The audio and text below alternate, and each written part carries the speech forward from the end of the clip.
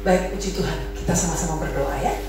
Bapa dalam surga, kami mengucap syukur untuk setiap kebaikan Tuhan atas kami. Ada kekuatan yang baru, ada kesehatan yang baru, ada nafas yang baru yang boleh Tuhan percayakan bagi setiap kami. Dan kami mau bilang itu semuanya mukjizat Tuhan terjadi atas setiap kami. Kami mau meresponi mukjizat-Mu dengan kami mau belajar untuk menyerahkan hidup kami ke dalam tangan-Mu, untuk kami boleh menangkap kebenaran firman-Mu, dan kami boleh mengerjakan kebenaran firman-Mu. Terima kasih Bapa, Engkau yang sembunyikan hamba-Mu di balik salib-Mu, biar hanya kemuliaan Allah yang nyata di tempat ini. Di dalam nama Tuhan Yesus Kristus, kami sudah berdoa dan mengucap syukur. Semuanya katakan, amin. Puji Tuhan, haleluya. Puji Tuhan, pagi hari ini kita bertemu kembali dalam suasana yang berbeda. Buat saya berbeda, karena waktu terakhir saya masih ada di bawah. Nah sekarang ada di sini lagi. Nanti mungkin di bawah lagi. Oh jangan ya. Oke. Karena ternyata di bawah itu tempat untuk masa pandemi. Begitu ya. Nah kita tidak mau lagi ya. Nanti 100 tahun lagi baru ada masa pandemi. Ritmenya begitu gitu ya. Oke, baik, puji Tuhan. Tak kenal maka tak sayang, saya tetap harus memperkenalkan diri. Walaupun mungkin sudah beberapa kali ketemu, tapi tetap memperkenalkan diri. Ada yang belum pernah ketemu sama saya? Angkat tangannya dan pergi dari tempat ini.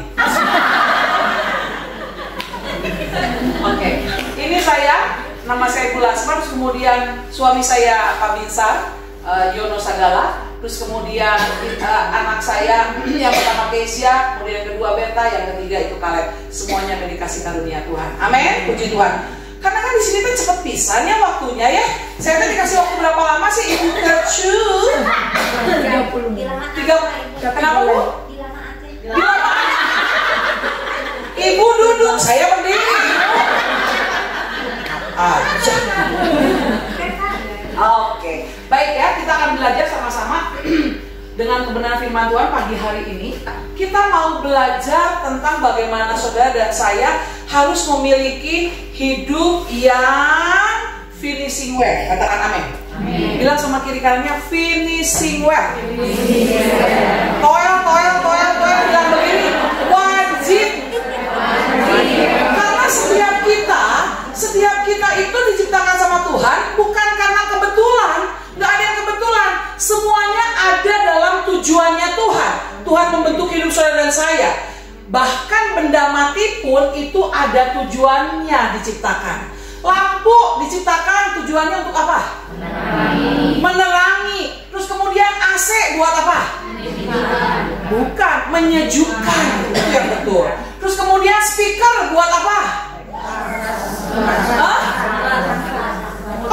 Mengeraskan suara, bukan bikin suara, mengeraskan suara, sudah ada suaranya. Semua benda-benda mati pun itu diciptakan sama penciptanya, itu ada tujuannya. Apalagi saudara dan saya. Coba polototan kiri kanannya polototan. Apalagi dirinya dan saya. Itu ada tujuannya Tuhan, katakan amin. Jadi kalau ada tujuan, ada sesuatu yang mesti kita kejar kan, betul nggak? Ada sesuatu yang mesti kita kerjakan, benar apa benar? Makanya kemudian pertanyaannya begini, tunda atau selesaikan? Selesaikan. Masa sih? Are you sure? I'm sure. Bu, ibu tuh ternyata guru ngelesin. Guru apa? Guru segala hal. Guru segala hal. Ya, hampir melebihi Yesus dong ya. Saya baru mudeng loh.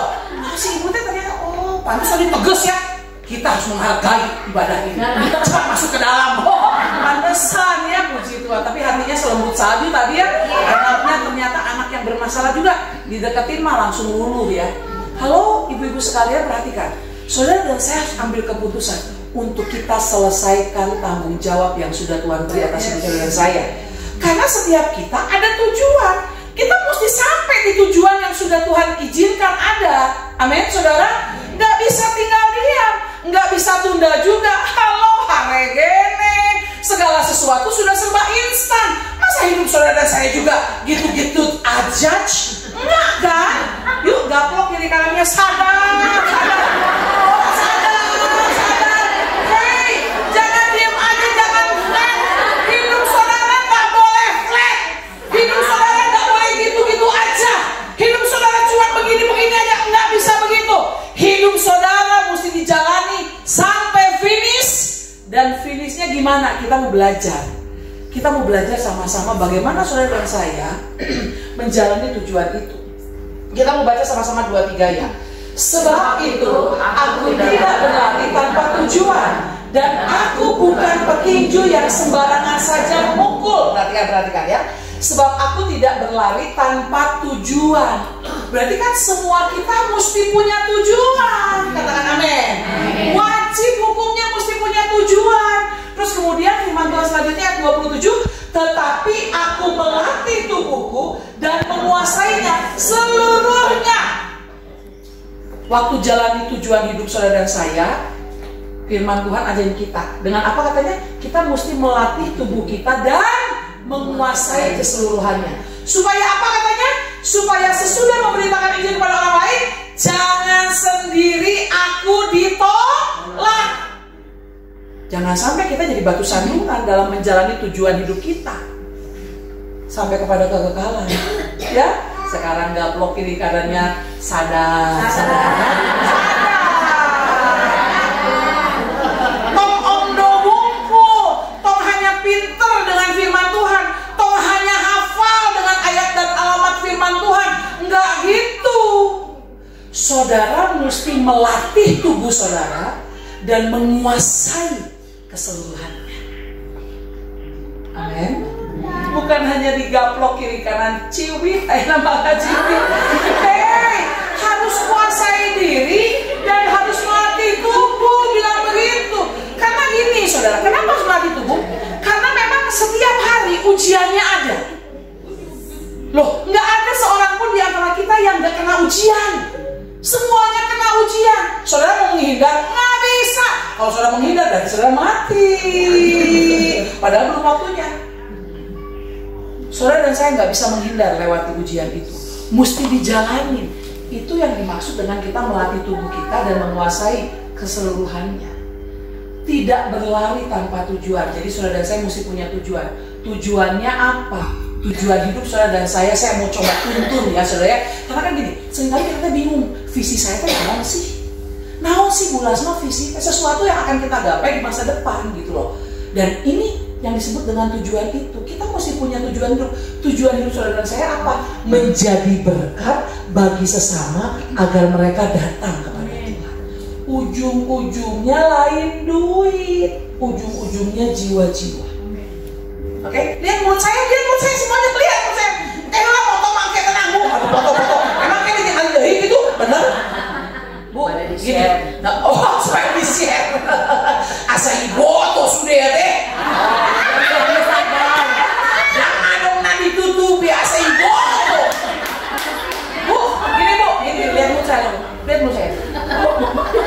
Ujung-ujungnya jiwa, bilang begitu ya. 2-3 ya. Ujung-ujungnya jiwa. Jadi bukan ujung-ujungnya duit. Goal kita bukan itu. Duit mah itu mah kemudian kepercayaan selanjutnya yang Tuhan akan berikan atas hidup saudara saya. Tapi fokusnya mesti apa? Jadi berkat bagi sesama biar mereka datang sama Tuhan.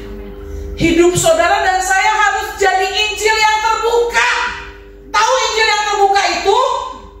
Tahu saudara? Hidup saudara mesti ada di dalamnya Kristus yang benar-benar mengerjakan karakter Kristus itu. Bukan hanya tahu, bukan hanya ngerti, bukan hanya terus kemudian saudara menjadi penikmat kesaksian hidup orang lain, bukan. Tapi saudara mengalami dan kemudian saudara mengimpartasikan hal itu kepada orang-orang sekitar saudara.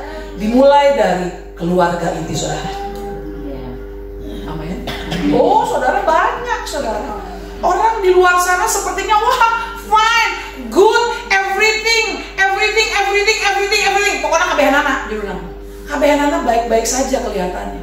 Loh, sekarang kan semua media sosial memperlihatkan hal-hal yang seperti itu. Makanya nggak heran ada penyakit FOMO sekarang. Tahu apa itu FOMO? Ibu-ibu mesti tahu, aregen. Tahu FOMO? Perhatikan. Fear of missing out. Tahu apa itu? Ketakutan dengan keadaan kita nggak bisa sama dengan orang-orang yang melakukan sesuatu yang hype saat ini. Kecemasan. Kenapa bisa cemas? Karena kerjaannya tiap hari lihat TikTok, lihat short YouTube, lihat IG, lihat SW orang, liatin, kasih lebih itu masih gak ada perhatian. Padahal dia mah, aduh beneran hati disakitunya. Ayo berarti meni baju red, teman merah, tas urat meni ayo wes saudara. Semakin lama saudara menikmati itu, saudara akan kena penyakit FOMO. Berusaha untuk sama seperti apa yang mereka lakukan. Aduh masa aku kan belum pernah ya liburan ke sana, paksa-paksa suami kayak nge-clear yang menghidupi keluarga, dipaksa-paksa biar aku kudu liburan ke sana, tapi kudu boga iya, tapi capek deh. Loh saudara, ini sudah jadi penyakit serius saat ini. Iya. Dan halo, kebanyakan itu dialami sama para perempuan. Siapa yang perempuan di tempat ini? Perempuan. Maka hati-hati saudara. Hati-hati loh saudara. Jangan dikira saudara sesimpel itu. Saudara habiskan waktu berjam-jam hanya lihat SW orang, lihat TikTok orang, lihat IG orang, statusnya gimana dan sebagainya. Ternyata di bawah sadar-saudara, saudara terganggu jiwa saudara dengan ingin sama dengan seperti mereka, apa yang dialami mereka, happy-nya mereka. Oh enggak, tiap orang happy-nya berbeda-beda, Tuhan izinkan. Hati-hati dengan FOMO. Goit, tahu goit? Coba colek kita. Hey, sadar, tong jadi FOMO yang bilang begitu. Tong FOMO, fear of missing out. Tong FOMO. Udah, berkat yang sudah Tuhan berikan kepada saudara, itu udah sesuai dengan porsinya. Amin saudara. Jangan mau berjalan dengan apa kata orang. Sampai deh apa kata Tuhan. Karena tujuannya jadi berkat bagi sesama agar mereka datang sama Tuhan. Jadi fokusnya dengan apa kata Tuhan. Jadi rame ngurusin FOMO ya. Ih, saya kan gak semangat ya. Gimana? Saking semangat. Gimana caranya untuk saudara bisa jalani tujuan hidup saudara? Saudara mesti punya hidup yang efektif. Gimana jalani hidup yang efektif? Yang pertama saudara harus jadi pemuji dan penyembah di hadapannya Tuhan. Katakan amin. Loh, perempuan itu kekuatannya itu lewat bicaranya. Makanya saudara, kekuatan perempuan itu bisa bicara sehari itu sampai 17.500 kata-kata. Nah itu kekuatannya perempuan. Nah itu kekuatan saya bilang. Tapi sekarang bagaimana kita pakai kekuatan itu untuk bisa jadi berkat buat banyak orang. Saudara harus banyak jadi pemuji dan penyembah buat Tuhan. Cepat ya, kita lihat sama-sama. Cepat, tuh buka Alkitabnya. 2 Tawarik pasal 20 ayat 19 sampai 23. Cepat. Kita lihat sama-sama ya. Ya, kita lihat sama-sama. 2 Tawarik pasal 20 ayat 19 sampai 23. Perhatikan. Baca yang ada di depan saudara. Maksudnya yang ada di Alkitab saudara. Kemudian orang Lewi dari Bani Kehat dan Bani Korah bangkit berdiri untuk menyanyikan puji-pujian bagi Tuhan Allah Israel dengan suara yang sangat nyaring. Perhatikan. Lihat, berdiri untuk menyanyikan apa katanya? Puji-pujian bagi Tuhan Allah Israel dengan suara yang sangat nyaring, bukan hanya nyaring, yang sangat nyaring. Penting saudara dan saya kalau naikkan pujian secara korporat di sini jangan lagi sendiri, jangan ya. Kalau lagi sendiri nanti dipertanyakan. Lagi korporat begini, lagi di rumah mesbah keluarga, lagi di gereja masing-masing. Perhatikan, saudara mesti nyaring naikkan pujian. Kalau suaranya fals? Ya nggak apa-apa, kan ketutupan sama yang lain. Makanya saya bilang jangan sendirian. Kalau sama-sama nggak apa-apa. Yang pasti mesti nyaring gitu suaranya. Maksudnya gini loh, nyaring itu dalam artian bukan jadi gogorokan gak jelas, bukan. Tapi dengan antusias kita naikkan pujian buat Tuhan. Ayat selanjutnya, ayat yang ke-20. Keesokan harinya pagi-pagi mereka maju menuju padang gurun Tekoa.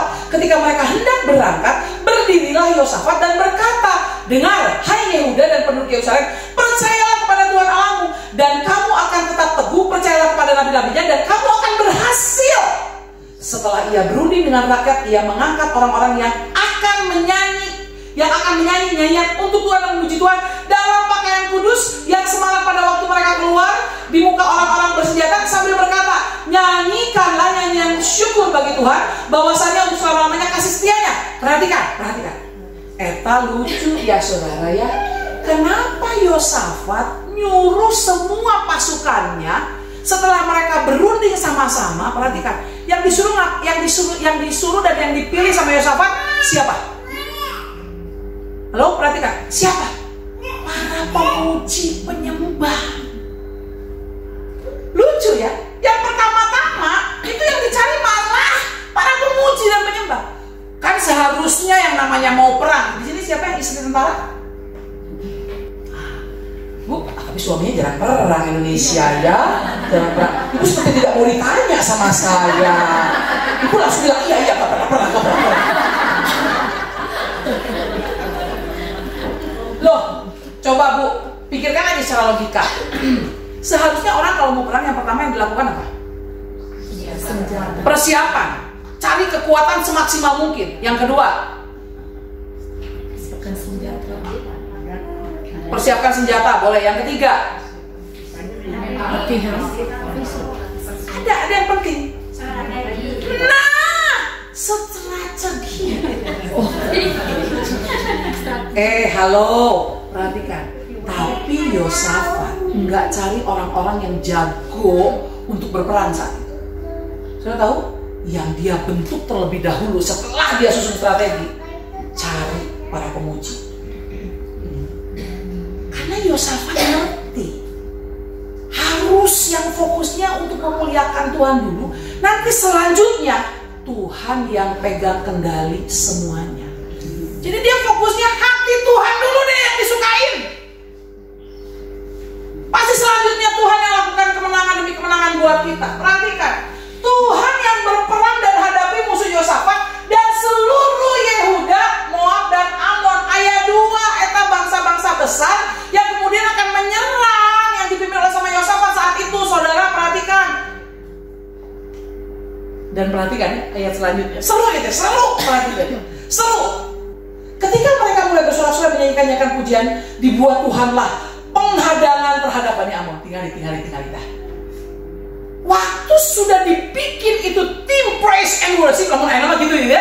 Udah dibikin tim praise and worship, itu langsung Tuhan menyatakan dirinya untuk membela pasukan. Selanjutnya apa kata di situ saudara? Dan orang-orang dari keturunan Aser yang hendak menyerang Yehuda sehingga mereka terpukul kalah. Tuhan beresin dulu musuh yang pertama, diberesin. Betul nggak? Diberesin.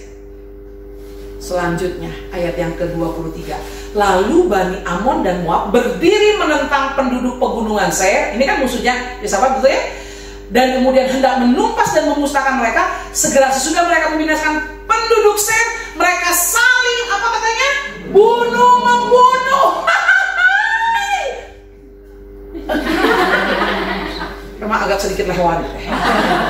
Saudara perhatikan. Waktu kita fokusnya untuk menyenangkan hati Tuhan dulu, jadi pemuji penyembah, perhatikan.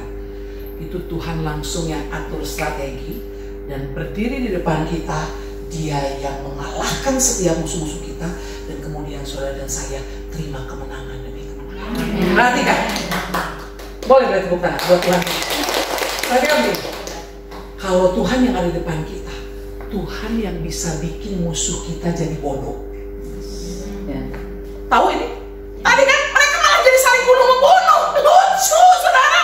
Kalau bukan Tuhan, siapa yang bisa bikin begitu? Musuh kita jadi bodoh saudara. Jadi gini, ibu perhatikan. Don't worry, be happy. Pujian dan penyembahan itu sangat berarti dan menggugah hati Tuhan. Katakan amin. Karena Tuhan kita tuh suka disembah.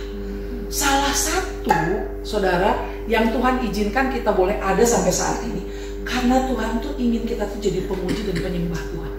Ya. Tuhan kita tuh suka dipuji dan disembah sama kita, saudara.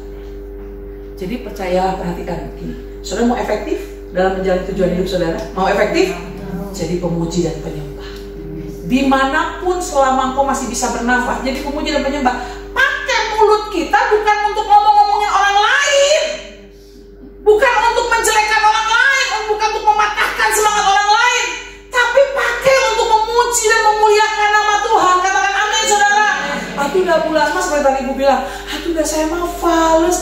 udah aku mah apa atuh? Perhatikan saudara, bukan masalah fals atau enggaknya. Hatimu tuh mau memuji memuliakan Tuhan enggak? Amin. Haleluya. Bulas mah dia sibuk atau bulas marek nyanyi kumaha. Sibuk. Pagi-pagi bisa merepet jengkol jahean.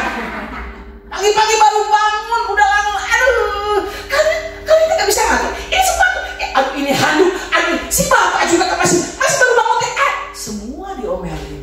Kenapa sih kalau pas bangun tidur terus kemudian saudara mengucap syukur sama Tuhan, terima kasih, aku mau kekuatan yang baru pagi hari ini, aku mau menjalani hari ini dengan penuh sukacita dan sejahtera. Terus kemudian waktu ngatur anak-anak kita bisa maintenance emosi kita dan memperkatakan perkataan yang baik. Oh keren, kamu udah selesai ini? Oh ya siap. Dan lain sebagainya. Bulas mah ngomong teh gampang. Oh saya juga ibu rumah tangga. Dan saya memang alami proses itu. Ya itu kan memang itu ujiannya. Tapi bagaimana saudara dan saya berjuang saudara untuk efektif menjalani hidup saudara dan saya, berjuang untuk jadi pemuji dan penyembah buat Tuhan. Dan perhatikan semua musuh-musuh yang ada di sekitar saudara. Saya nggak ngerti musuhnya apa. Kan musuh yang paling terbesar adalah diri kita sendiri. Betul nggak saudara? Musuh yang paling terbesar itu bagaimana kita mengalahkan diri kita. Karena hese sok berdengong gitu loh diri kita tuh. Benar nggak saudara? Suka bawa karetnya sendiri. Nah itu yang paling sulit saudara. Tapi waktu kita dengan pujian penyembahan, percayalah Tuhan mengerjakan bagiannya untuk membuat bodoh musuh kita. Dan kita yang alami kemenangan demi kemenangan. Amin saudara. Sok sekarang jadi bisa berani begini sama si musuh kita teh. Perhatikan sudah. Musuh cemen. Tahu lagu ini nggak? Bila Allah di pihak kita, siapa dapat melawan? Kita lebih dari pemenang. Siapa aja nih yang suka WL di sini? Iya udah jelas ibu yang tadi mah nggak kelihatan sama saya. Yang lainnya yang suka jadi WL siapa aja bu? Banyak. Siapa? Boleh jadi volunteer dong, boleh maju ke depan. Cepetan waktu saya ibu ini udah jam 9:05. Ini slide saya masih 20 loh. Ayo, mana lagi? Ayo aku. Banyak. Sok saya mau diberi hadiah ada. Mana tadi? Siapa lagi? Bu Sherly, aku gem si Bugem. Merlin. Ayo, Belinda. udah jadi tengah lakunya. Marah Tuhan tahu. Oke, siap. Udah bu, 3 anak ya supaya jadi trio kuek-kuek. Oke. Bu, kalau ibu-ibu ya lagi nyanyikan pujian ini, ekspresinya seperti apa? Sok. Jika Allah di pihak kita, siapa dapat melawan? Sok nyanyi ibu bertiga aja lah itu. Jika pakai ekspresi. Sok. Cepetan bu. Jika Allah di pihak kita, siapa dapat melawan? Kita lebih dari pemenang. Stop. Ya. Kan kita sedang melawan iblis nih, enggak? Kan siapa yang jadi lawan kita? Kita kan lagi nantang gitu teh bu. Sok gimana kalau orang nantang gayanya kayak gimana? Benar bu. Saudara kita tuh lagi nantang. Jika Allah di pihak ini semuanya, tolak pinggang, kaki kiri di depan, kaki kanan di belakang. Itu kita sedang lagi nantang. Paham ya maksudnya ya? Kita lagi nantang musuh kita nih. Jika Allah, kemudian gini, jika jika Allah di gini bu, di pihak kita, nantang kita nantang sama musuh kita. Jika Allah di pihak kita, siapa dapat melawan? Jadi kalau ditantang bu, lain digupaya, main. Digupaya mah tuh, mereka masih baru resep. Oh, ini babaturan. Kalau sama musuh kita tantang, hei siapa yang bisa jadi lawan kita? Nggak ada. Terima kasih. Amin saudara. Jadi pemuji dan penyembah buat Tuhan dimanapun saudara berada. Dan bukti yang paling akurat itu ada dalam 2 Tawari pasal 20 ayat 19 sampai 23 tadi. Bener-bener dipusingkan tuh musuh-musuhnya. Dan kemudian mereka jadi nggak usah lagi berperang. Karena musuhnya udah mati duluan, udah saling bunuh-bunuhan. Cakep nggak saudara? Powerful ya pujian penyembahan itu. Gaplok kiri kanannya. Nyanyi kencing bener sama Tuhan. Bilang gitu. Nyanyi kencing bener sama Tuhan. Jangan hanya lip sync. Jadi tahu nggak lip sync? Ibaratnya ada yang keluar. Suaranya mesti keluar. Yang lengkit. Firman Tuhan tadi juga bilang kan sangat nyaring. Amin. Kemudian hidup yang efektif itu dalam menjalani tujuan hidup saudara itu, saudara harus melayani Tuhan. Jangan tunda-tunda untuk melayani Tuhan. Tadi kan pertanyaannya tunda atau selesaikan? Selesaikan. Kalau selesaikan, cepat melayani Tuhan. Amin. Oh saudara, perhatikan. Apapun status saudara saat ini, tapi kalau di dalamnya saudara sebagai ibu rumah tangga, tapi di dalamnya ada kebenaran, itu sama dengan melayani. Saudara bekerja dimanapun, saudara bekerja plus kebenaran, itu sama dengan melayani. Saudara melakukan pelayanan dimanapun, tapi ingat harus ada plusnya, plus kebenaran sama dengan melayani. Jadi segala sesuatu yang saudara lakukan, tapi dipluskan di dalamnya dengan kebenaran ilahi, perhatikan, itu engkau sedang melayani Tuhan. Amin. Amin. Amin. Amin. Saudara lagi masak, tapi kalau saudara melakukan itu dengan kebenaran, maksudnya gini, dengan kasih untuk melayani suami dan anak-anak, saudara sedang melayani Tuhan. Ibu WL, siapa kok WL namanya? Maaf suruh. Siapa? Mintas Bintang. Aduh ampun. Saya ingat tapi Titi soalnya Titi mah kan gampangnya. Itu kan dua anak itu zaman bahula kita. Oke. Tadi sampai mana? Ngajar tadi loh. Saudara, beliau ini sudah melayani anak ini. Karena kenapa? Ada kasih, belas kasihan untuk membawa anak itu. Udah main aja dulu dengan anak ini mah. Lihat, perhatikan. Plus kebenaran itu sama dengan melayani. Jadi segala sesuatu yang saudara kerjakan, tapi di dalamnya ada unsur kebenaran ilahi, itu engkau sedang melayani. Amin. Amin. Jadi segeralah engkau melayani Tuhan. Kan awalnya bisa melayani dalam rumah sendiri, terus kemudian buat teman-teman, terus kemudian ada di persekutuan, buat di gereja. Kopsnya harus lebih besar, karena kemudian kan tujuannya tadi supaya jadi berkat buat orang-orang datang kepada Tuhan. Jadi ruang lingkupnya akan semakin besar, Tuhan izinkan, saudara. Amin.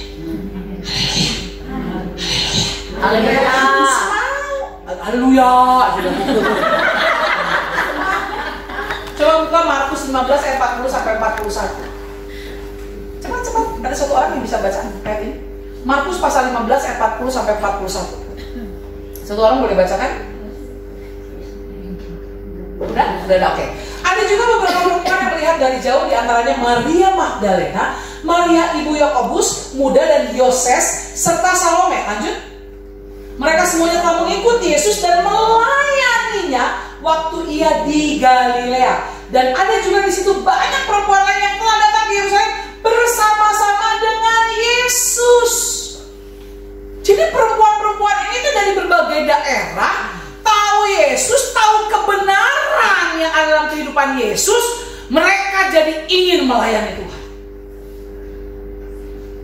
Halo, kita kalau sudah hidup ada dalam kebenaran firman, punya antusias untuk saudara kemudian melayani Tuhan. Katakan amin.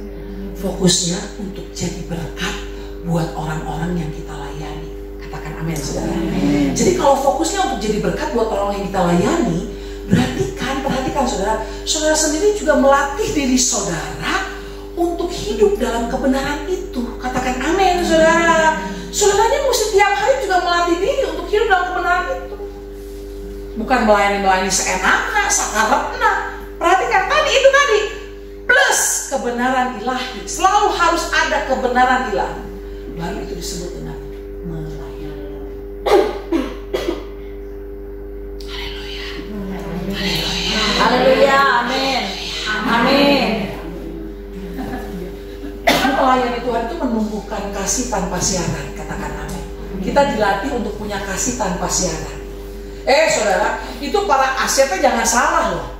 Nggak mudah loh jadi asyirnya loh. Ya, selewat. Shalom, udah di shalom. Tapi ada aja yang bisa. Itu banyak kejadian di gereja-gereja juga, bukan hanya di persekutuan-persekutuan. Apalagi kalau misalnya hubungannya lagi kurang baik. Ngelihat nah eta. Mungkin dari tadi juga ngelihat motornya. Motor jadi disalahin. Ngelewatin rumahnya, lihat jemurannya, disalahin jemurannya. Tuh kan tinggal itu. Jemuran tadi kesini. Matanya jemuran lagi siang itu. Loh, apa hubungannya dengan jemuran? Loh kan kita seringkali kayak begitu ya. Jadi yang berhubungan dengan orang itu, jadi kita sebelin gitu loh. Halo, itu para asyik tuh perjuangannya luar biasa loh saudara. Gimana dia harus ke semua orang, bisa menyambut mereka, memastikan bahwa setiap orang-orang yang masuk dalam rumah ibadah Tuhan itu mengalami sukacita damai sejahtera. Itu yang penentunya siapa? Asyir. Lain pemain musik lain sebagainya, dia di mimbar bukan. Asyir. Maka Asyir mah nggak boleh senyumnya fals. Bingung ya? Sini Bu Ketua. Sini. Nih Bu ya, ini Asyir yang benar. Shalom, selamat pagi. Selamat menikmati hadirat Tuhan, silakan masuk. Itu yang benar. Ini senyum yang benar. Kalau yang fals begini.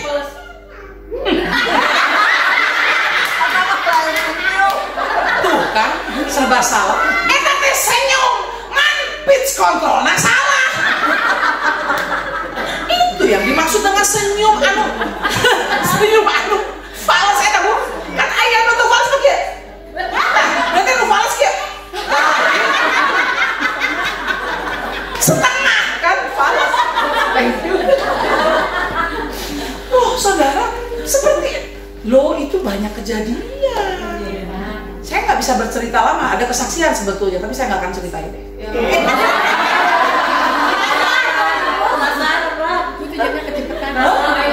Ini kan udah jam 9 kecepatan berapa? 2 jam.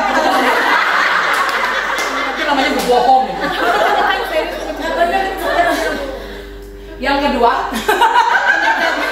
melatih kesetiaan. Kalau perhatikan, waktu kita melayani Tuhan, itu tuh kita sedang dilatih untuk kita bisa setia. Pergumulannya banyak kalau kita melayani suami kita, pergumulannya banyak. Melayani anak-anak kita, pergumulannya banyak. Betul nggak? Tapi kita tetap harus setia kepada orang-orang tersebut. Betul nggak? Ke suami kita. Terus maksudnya gimana? Waktu kita nggak dihargai pelayanan kita yang sudah kita lakukan dan sebagainya, kita mau blender mereka? Nggak mungkin. Kan nggak ada blender yang segede manusia. Lagi kesel, lu tuh ya, gue udah layanin, udah masakin, gue udah sediain semuanya, masih aja kayak begitu kayak hidup lo. Hello, nggak bisa. Sini lo, gue masukin blender. Mencetak lagi nomor hiji dari nomor 3 langsung lumer. Kan nggak bisa juga kayak gitu. Memang ujiannya akan seperti itu. Tapi kita waktu belajar melayani Tuhan lewat apapun, itu melatih kesetiaan kita. Setialah kepada perkara kecil, maka Tuhan akan percayakan perkara-perkara yang besar. Amin, saudara. Mungkin baru saat itu dulu kita melayani suami kita dari si borokokok eta, biarin. Tapi perhatikan, suatu saat Tuhan yang akan ubahkan suami kita. Tuhan akan ubahkan anak-anak kita. Tuhan akan ubahkan gembala kita.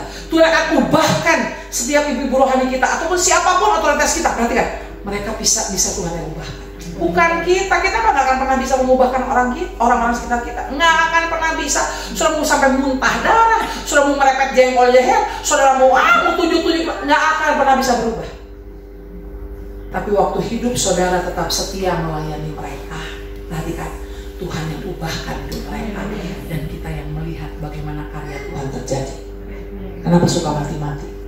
Ini suka mati-mati. Itu bukan kata lohok beringat. Yang ketiga, melayani Tuhan itu pasti alami mujizat.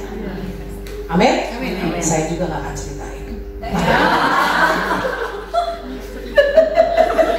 Tapi yang pasti, kita pasti alami mujizat. Alami mujizat itu bukan hanya sesuatu yang lagi sakit jadi sembuh, terus kemudian dari lumpuh jadi bisa berjalan dan lain sebagainya. Oh, bukan yang kayak begitu mujizat itu. Tapi waktu saudara bisa punya kasih tanpa syarat, bisa punya kesetiaan, saudara sedang alami mujizat. Karena nggak semua juga bisa alami kondisi itu. Jadi waktu saudara dan saya alami sukacita damai sejahtera, perhatikan, saudara sedang terima mujizatnya. Saudara ngeri loh saudara. Sekarang ini anak 4 SD juga bisa ambil keputusan untuk lakukan bunuh diri. Lompat, lucu ya, bisa punya keberanian kayak begitu. Iblis sekarang udah mulai pakai tuh anak-anak kecil, sensitif hatinya. Makanya sekarang kan disebut generasi strawberry. Kelihatannya sepertinya cantik, tapi waktu terima tantangan, penyot langsung. Saudara, hati-hati. Sekarang iblis mulai pakai anak-anak yang kecil-kecil, karena mereka polos-polos, gak mikirin panjang dan sebagainya. Oh ya udahlah, berarti gue gak perlu ketemu lagi sama orang itu. Kalau sakit hati ya udah, berarti gue mesti mati. Sesimpel itu.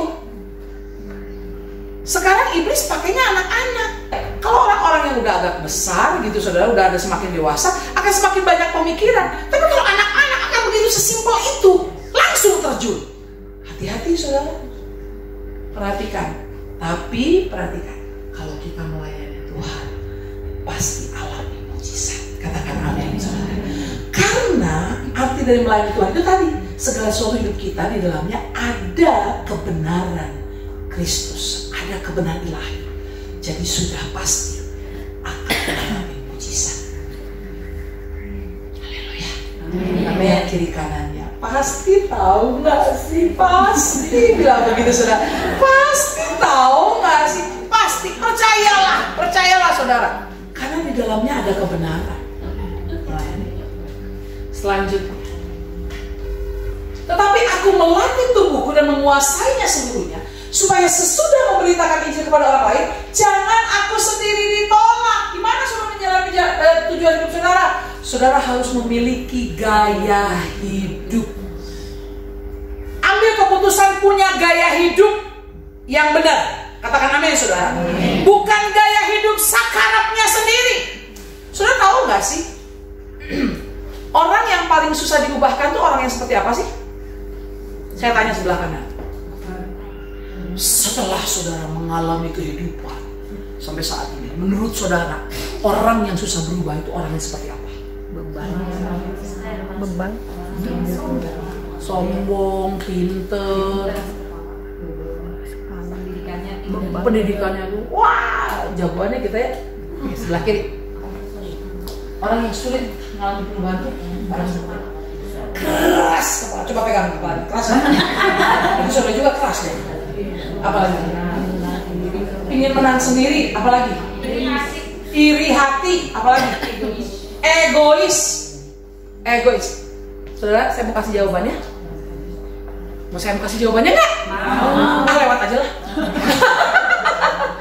Saudara, pasti saudara akan bingung nih dengan pernyataan saya.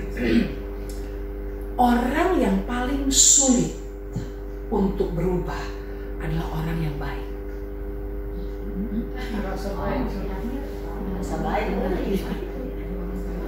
Tahu maksudnya?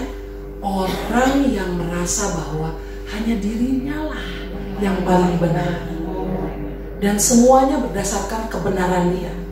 Loh, keluarga saya baik-baik aja. Saya dari dulu nggak pernah tuh hidup jahat. Sok sebutkan dosa apa? Saya nggak pernah lakukan dosa itu. Anak-anak saya bagus. Anak-anak saya sekarang udah bisa bekerja, ITN-nya bagus dan sebagainya. Saya hubungan saya sama mertua saya baik. Saya di tempat pekerjaan, baik. Orang yang merasa dirinya baik itu orang yang sulit untuk bisa berubah, karena dia pakai dirinya dengan kebenarannya sendiri. Jadi dia merasa nggak perlu berubah dan nggak perlu Tuhan. Tapi Bu, banyak Bu orang yang kayak gitu tetap ke gereja. Memang, tapi itu hanya kamuflase. Dia tetap berjalan dengan kebenarannya sendiri.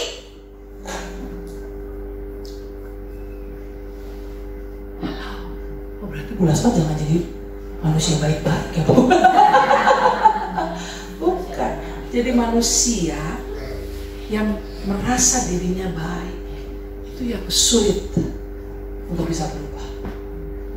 Makanya kemudian saudara dan saya harus punya gaya hidup yang seperti apa saudara, supaya saudara efektif dalam menjalani hidup saudara. Harus punya gaya hidup yang percaya dan melakukan firman. Orang-orang yang tadi merasa dirinya baik, dia rasa ngapain lakukan firman? Dengan lewat kebenarannya sendiri aja, I'm fine, everything is okay. Betul gak saudara? Kan dia merasa begitu.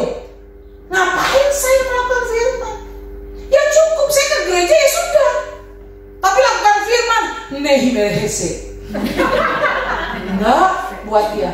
Karena buat dia kebenaran dia itu sudah membuat dia baik-baik saja sama. Halo? Kita mesti percaya dan melakukan firman. Punyalah gaya hidup yang percaya dan lakukan firman.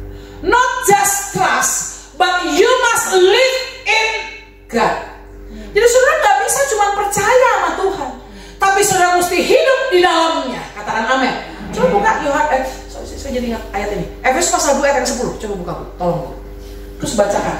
Efesus 2 ayat 10. Yes. Karena kita ini buatan Allah, Ya. diciptakan dalam Kristus Yesus untuk melakukan pekerjaan baik yang dipersiapkan Allah sebelumnya.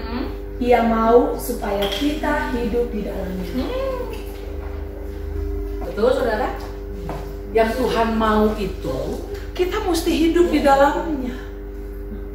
Bukan hanya percaya, ya saya terima Yesus sebagai Tuhan dan Juru Selamat. Tapi kalau kita nggak hidup di dalamnya, yang dimaksud dengan kata-kata yang menjalankan keselamatan itu hidup di dalam Kristus dan tinggal di dalam Dia. Karena kalau kita tinggal di dalam Dia, kita jadi mau melakukan firman. Aduh Ibu, TOPBDTSKL dari CH. Keren.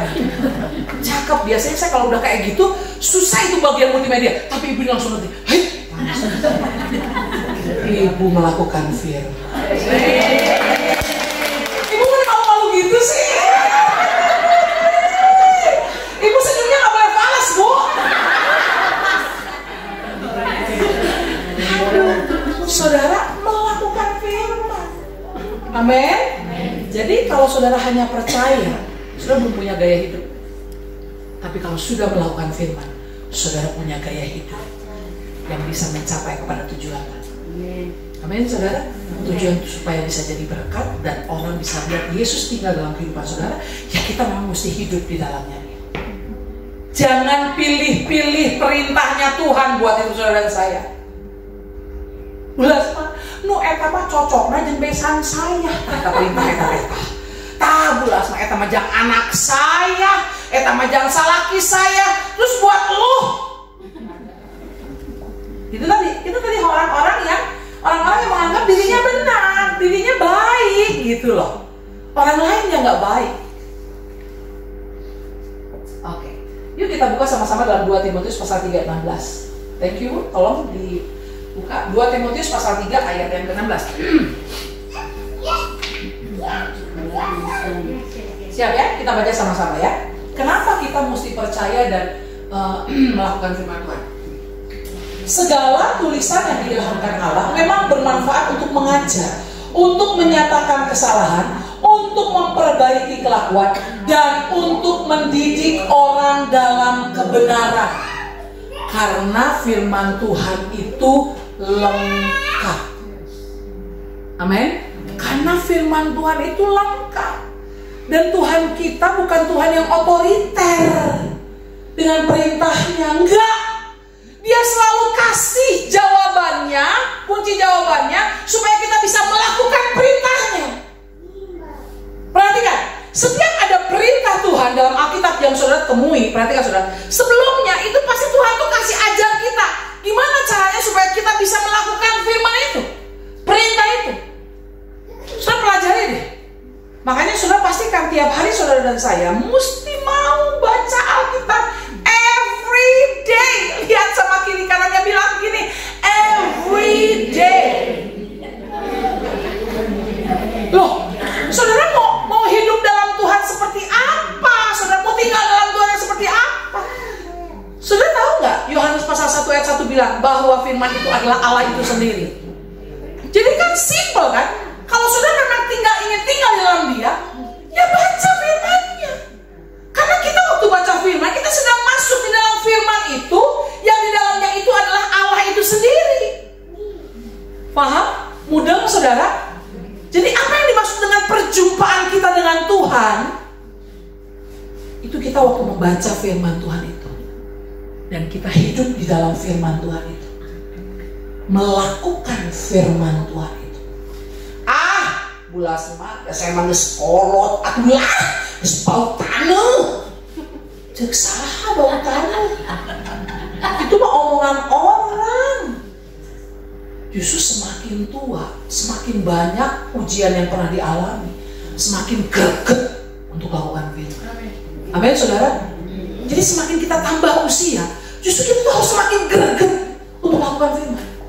Bukan semakin menjauhi, semakin greget, saudara. Karena semakin punya banyak pengalaman kan dengan ujian hidup, benar nggak saudara? Oh, ternyata ujian hidup yang seperti ini teh harus diselesaikannya dengan lakukan firman yang seperti ini. Semakin kita mengerti dan paham.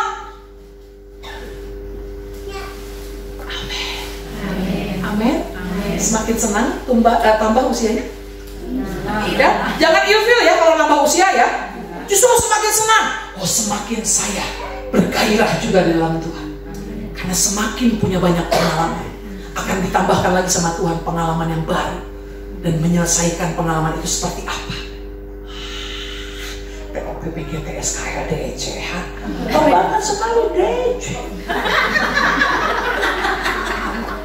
DC makanya DC. Oke, saudara, siap ya? Siap ya? Siap untuk percaya dan melakukan firman Tuhan. Karena firman Tuhan itu mengajar kita. Kita jadi diajar lewat firman Tuhan. Terus menyadari kesalahan kita. Kita dibuat jadi punya kesadaran dalam kesalahan kita. Dan kita mau memperbaiki kelakuan kita. Kita dididik dalam kebenaran firman Tuhan itu. Sok gaplokna rada heura saya. Baca firman. Mujarab bilang begitu saudara. Baca firman teh mujarab. Kaget terus juga ada bulas mah. Ingat ya, jadi gini. Aduh, kenapa saya tolong diajar? Kan banyaknya orang konseling tanya 99,9%. Itu kalau orang yang konseling pasti bilang begini, saya pengen diajar atau bulas mah, pengen diajar. Oke, sekarang mau diajar? Sok baca firman dan lakukan firman. Tak bulas mah, dah tuh bulas mah. Dan lu paling bener mah tuh bulas mah, salah saya lu kudu nak itu teh. Sok yang neke saya teh. Saudara perhatikan, firman Tuhan itu buat semua kita. Bukan hanya buat orang-orang yang merasa dirinya sedang bermasalah, enggak. Buat semua kita, umat-umat Tuhan yang percaya dan melakukan firman-Nya. Selama saudara masih punya nafas, saudara harus percaya dan melakukan firman-Nya. Amin. Kalau mau selesai melakukan itu dan gak mau untuk melakukan itu, ini tak dipanggil sama Tuhan. Karena ini hanya bisa dikerjakan oleh orang-orang yang masih bernafas, yang masih terima kasih karunia Tuhan dengan nafas yang baru setiap hari. Amin. Lanjutkan. endingnya perhatikan. Saudara dan saya nggak bisa menunda, tapi harus menyelesaikan. Menyelesaikan dengan apa? Dengan punya tujuan hidup tadi. Dengan tujuan hidup yang seperti apa? Efektif dalam menjalani hidup. Yang seperti apa? Jadi pemuji, penyembah. Terus kemudian apalagi tadi? Melayani Tuhan. Dan kemudian punya gaya hidup yang percaya dan melakukan firman. Supaya apa kemudian? Karena kamu telah mencapai tujuan imanmu, yaitu keselamatan jiwa. Endingnya mesti ini. Dipastikan jiwa saudara mengalami keselamatan yang penuh. Saudara akan mengalami kondisi yang seperti ini kalau saudara tadi itu punya tujuan hidup dan menjalani hidup saudara itu dengan efektif. Jadi pemuji, penyembah tiap hari, melayani Tuhan dan punya gaya hidup yang percaya dan melakukan firman Tuhan. Tuhan Yesus memberkati kita semua. Haleluya. Kita bangkit berdiri bersama-sama, kita berdoa. Kami mengucap syukur buat setiap kebaikan Tuhan atas hidup kami. Firman Allah sudah dikumandangkan. Dan selanjutnya mari Bapa, Roh Kudus menyentuh setiap hati kami. Untuk kami terus bertumbuh menjadi wanita-wanitanya Tuhan. Menjadi orang tua, menjadi istri, menjadi pribadi yang selalu Tuhan menyenangkan hati Tuhan. Dan mengerti bahwa kami punya tujuan hidup untuk membawa jiwa-jiwa datang kepada Engkau Tuhan. Terima kasih Bapa dalam surga. Terima kasih Allah Roh Kudus, kami serahkan seluruh hidup kami ke dalam tangan-Mu. Biarlah firman Tuhan yang kami dengar itu bukan hanya sebagai logos atau pengetahuan, tapi menjadi rema dalam kehidupan kami. Di dalam nama Tuhan Yesus Kristus kami sudah berdoa dan mengucap syukur. Haleluya, semuanya katakan amin.